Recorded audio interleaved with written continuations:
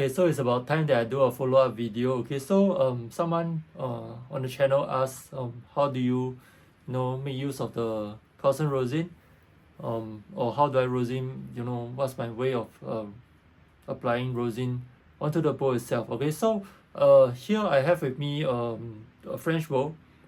Okay, so the similar idea is actually applicable to the German bowl as well.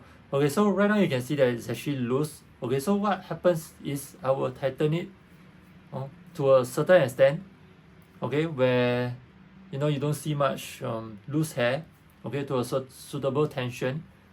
Okay, of course you can still see that the bowl camber is going down, right? It's concave kind of, right, going down. Okay, you don't see it straight because that would be too much tension in the bowl. Okay, so I have here a fairly used Carlsson rosin. You can see that there's actually lines across the rosin. Okay, so what I usually do is this is my way of applying the rosin. It doesn't mean that it is the the best way out there, but it's just actually my personal way, which is being taught to me by a friend. Okay, so what I'll do is I'll actually grip.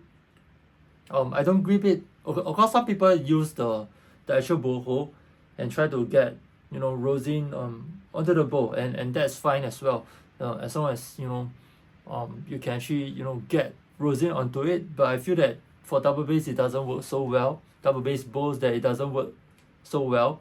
Okay, so what's gonna happen is I'm wrapping my fingers around the stick.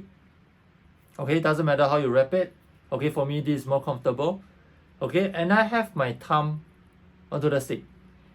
And what I'm gonna do is I'm gonna find a suitable flat area that I could use, and I will go one direction to apply the rosin. Okay, in one direction. Okay, usually I'll do for Carlsson rosin, depends on the situation that you are playing in. If it's an aircon room, I usually do about 4 to 6 swipes in one direction. So 1, 2, 3, 4, 5, 6, for example.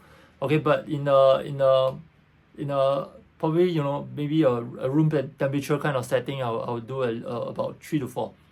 Okay, so it depends. Okay, so what happened is I would take a corner of the rosin, and I'll put tension onto it, and I'm driving it inwards. I used to drive it outwards, but I realized that you will spill over. Okay, over time you spill over, and it's not very neat, right? It becomes very messy, right? So it's actually spilling over, and it's gonna stick onto your rosin case and stuff. Okay, so what I usually do nowadays, I would take a corner and I'll go inwards to the where the center of the rosin is, go inwards. Okay, so I'll choose one of the corners and I'll swipe it. Okay, but while putting pressure onto the stick, and of course onto the rosin.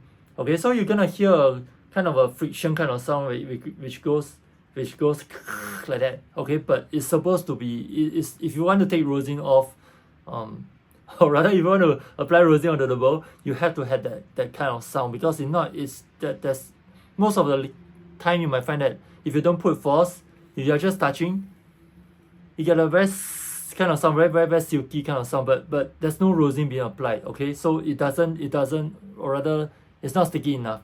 Okay, so what happens is I'll drive it down, I'll press in the rosin, and I'm not sure if you can hear the sound, whether the microphone is picking it up.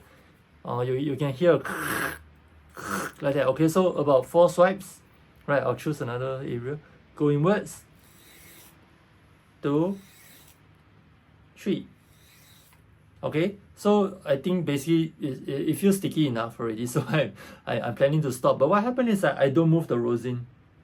I only move the stick. Okay, but of course that's my way, which is given, being taught to me by a dear friend of mine, who is also a bass player. Okay, so what happened is I'm keeping the rosin stationary, and I'm driving it with the bowl. Okay, so some of the students who doesn't seem to know the correct way, they like to do this. they go up and down, up and down, up and down, up and down. You know, but the rosin is pointing downwards is fine. If it's a powder based rosin, yes, that way works. But one of the risks that you might find is, of course, if you handle the rosin downwards, it might drop on the floor and it will crack. Okay, so what I'll usually do is I'll face upwards, okay, so that if anything, you know, I can still, you know, catch it with my palm. And of course I will point the rosin upwards and I'll drive it with using the bowl, not move the rosin but rather move the bowl itself, right? So okay, I'll do again. Okay, hope this helps to clarify any questions that you might have with regards to applying the rosin.